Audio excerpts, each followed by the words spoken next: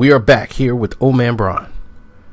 Now, Old Man Bron, we know you tried your best to beat the big three in Boston, and you failed.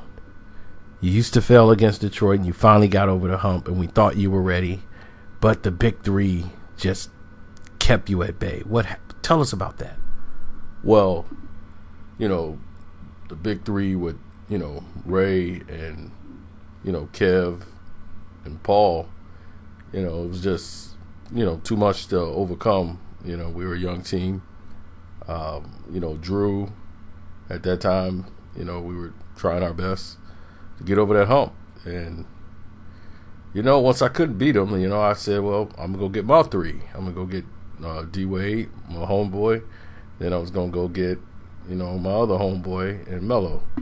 And, then we'll come back and play him, But, Melo chose to do his own thing. So, Chris Bosh was, willing to make that deal to come with us. So we all had the same agent, so it was rather easy. So we went over there to D-Wade in Miami. It's warm in Miami. Feel really good,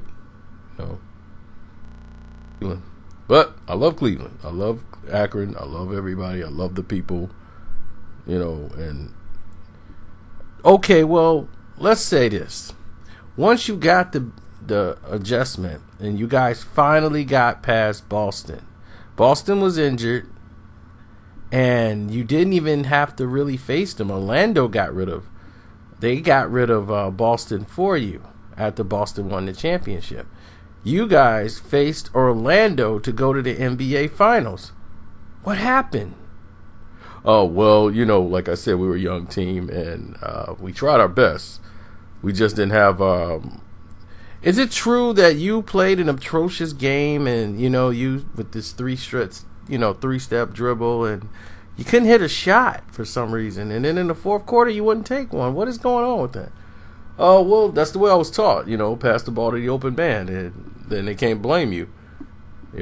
How can you blame the guy if he didn't shoot the ball? You don't know if he'd have made it. You don't know if he missed it. So, it is what it is. I delegated the ball to somebody else, That's what a good leader do. Okay, well, Old Man Bron, I just have some other questions. Orlando was like your final stop. You couldn't take it no more in Cleveland. You go to Miami. You finally get over the hump. You start going to the finals. And once you start going to the finals and you lost to the Dallas Mavericks, what happened there? Well, it was our first year playing together, It's a learning experience, Those guys been playing together for quite a few years. And, Dirk had a pretty good series against us, and they used a good defensive scheme against us. You were atrocious that game. You couldn't hit a shot. You couldn't defend.